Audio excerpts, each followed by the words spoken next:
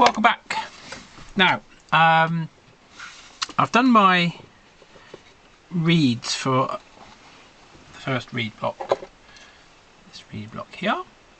That's all been cleaned, and I've done the cleaning and the revolving. Yeah, unless they don't all fall down, but they're all ready to go. So that's good. So I'm going to just put those somewhere safe. Because before I can start waxing them in, I need to make some more wax because I'm just running a bit low in my wax heater here. So what I'm going to do is show you how I make the wax. Now what I use is beeswax. So I've got some beeswax here, and to go with the beeswax I mix some rosin. So I've got some rosin in this bag here, just granulated rosin in this bag. And the other thing I'm going to add is just a little bit of vegetable oil. I've just got some in here. So the first thing I like to do is get the ratio. So what I need is 70 to 30, so kind of 70% beeswax, 30% rosin, and then with a kind of tablespoon of vegetable oil. So what I got to do is measure, weigh the beeswax I've got. I've just got a block here. So let me just focus down on what I'm doing here. I've got my scales. There we go. So I'm going to measure this. So that's 29 grams. Now, to do the bit of maths here, so I've got 29 grams of wax, a 70-30 ratio. Well, what I've done to get the 70 divided by 30 is 2.33. So if I do 29 grams divided by 2.33, I'll get the ratio. I'll get the amount of rosin that I need. So 29 divided by 2.33 equals 12.44. So I'm just going to call that 12.5 grams because just to round it up to there. So I need 12.5 grams of rosin. So let's just measure that out. Zero my scales. Get me rosin. Let's have 12.5 grams of this. Nearly there. So you need quite a lot less rosin than 13. Okay, that's enough. That'd be alright. Half a gram out isn't going to make a huge difference. So I've got that. I've got my wax here. Got my rosin. So what I'm going to do now is pop it into my wax heater. So just put that in. I'm just going to chop up the wax a little bit because it's just in one massive block. So let's just give that a bit of a chop. Doopy doopy doo.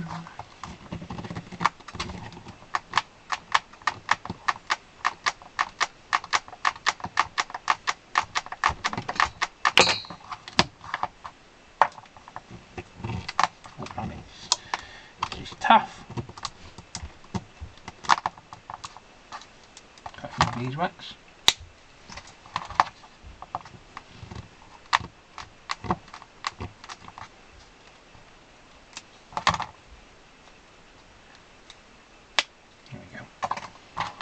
All that in, all into the pot. It's like doing a bit of cooking, and then I'm going to put about a tablespoonful of vegetable oil to there. And all I've got to do is just set this heater going. I'll put it on full whack, turn it on, get it going, and leave it for, well, basically quite a while because you've got to get everything completely melted and mixed. So it takes a while. So let's just turn that up. So yeah, so I'm going to leave that for quite a bit. As you can see, I'll just zoom in.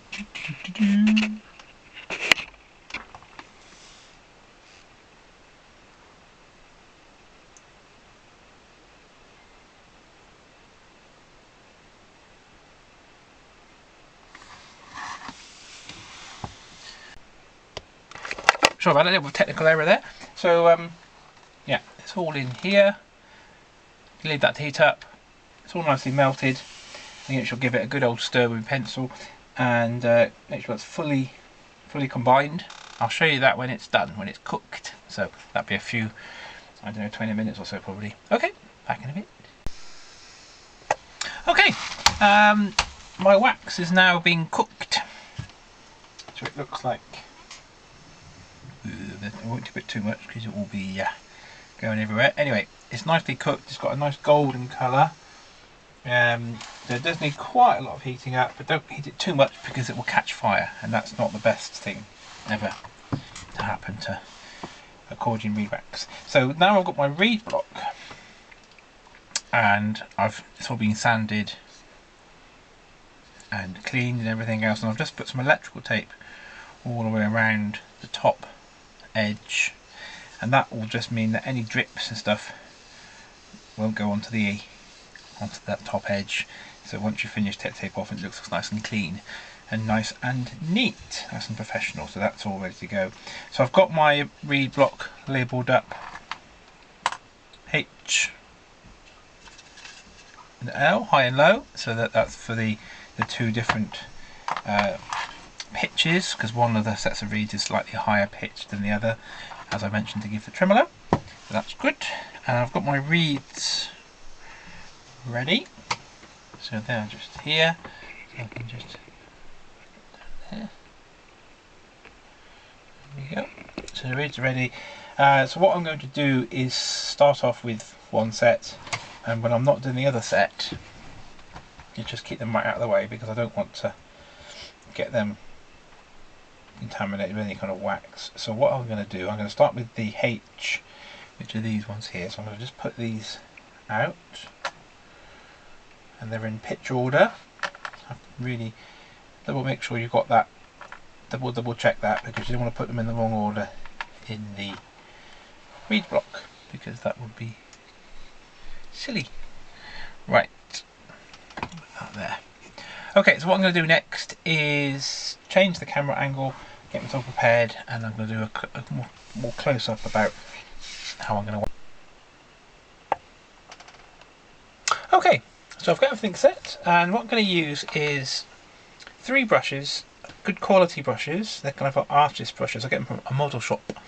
They're used for painting model kits and things, but nice quality brushes. So a really thin one, and just a slightly thicker, a bit thicker still. So I'll be using a combination of these as I'm doing the waxing in. So the wax is now heated to a nice temperature, nice golden colour, and I've just taken it a little bit back off maximum now, and that should be nice. I've got a little cloth just to wipe the brush on my hands if they get too waxy, and I've turned all the reeds over, so the little diagonal scratch I put on the other upper side is now upper side, so I can see which way they're going to go in. And I've got my reed block set, not forgetting that one of the chambers is blanked off, so make sure I don't put a reed in there, because that would be silly and it wouldn't make any noise. So I'm going to get my medium-ish brush, and I'm going to start with the first reed, and I'm just going to put a little thin layer just around the edges of the chamber where it's going to go. So let's just check this wax is the right temperature. Actually, it's nearly there. What I'm going to do, I'm going to stop a second. I'm just going to let that do it. It's not quite fluid enough for me, so I'm just going to leave it another 10 minutes or so, and just feed it on the brush. It's not quite liquid enough, so leave it another 10 minutes and I'll just come back and I'll get back. Okay, take 2. The wax has now had a bit longer to get to the optimum temperature, so I hope you can see what I'm doing here. I'm going to get my little brush, medium-sized brush this one, and I'm just going to get a little bit of wax on the brush, not too much.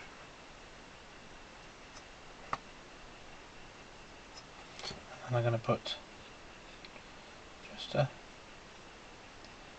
light coating of wax just around top and sides.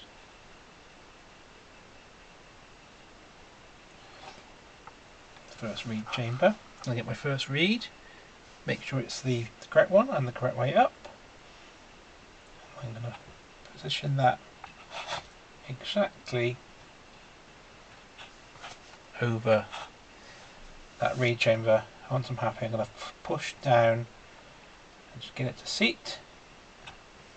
Make sure it's nice and square. I'm going to get my brush. I'm just going to go around the sides, and because the wax is nice and molten, it kind of flows, so if I hold it slightly down, that wax will just tend to run. It's just looking like a nice consistency, so I'm just going to put that there. So with this you can't rush, because you just make a mess, so just very carefully go all the way right there, and a little bit stop. Okay, so I just put a little bit of a extra coating here because the next reed is now going to go on, so I'm going to now prepare the sides and the two ends.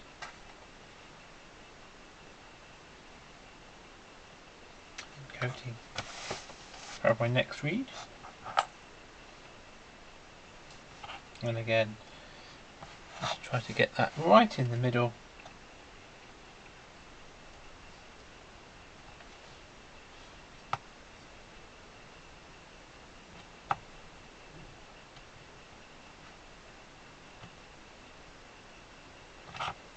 Of the reed chamber, and at this point I've got two reeds in now. I'm going to get my finest brush. Which is that one? I'm going to go right down the middle of those two reeds with my finest brush. This is a bit tricky, this bit, so you just have to, don't get too much wax, nice fine point.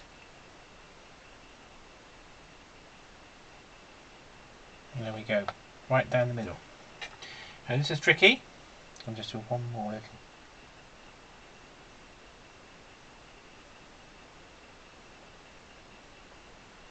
Pass down there, and then I'm going to get my medium-sized brush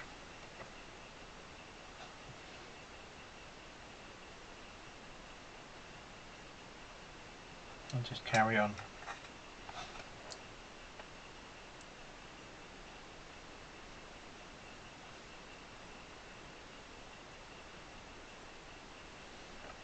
Okay, I might try this brush as well. No, that's too big.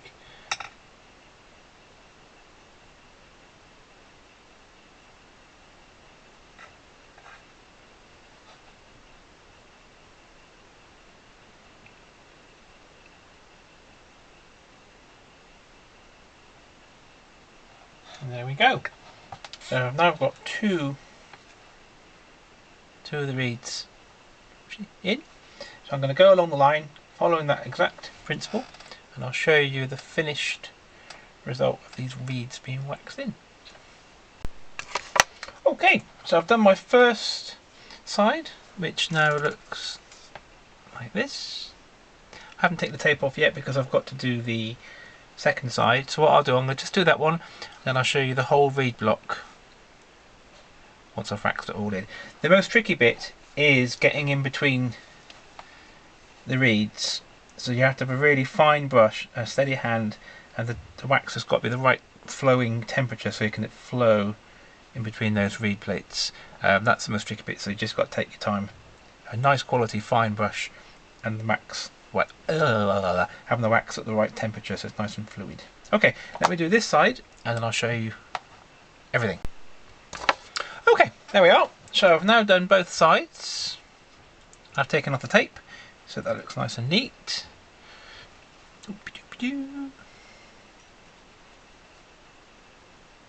All nicely waxed in.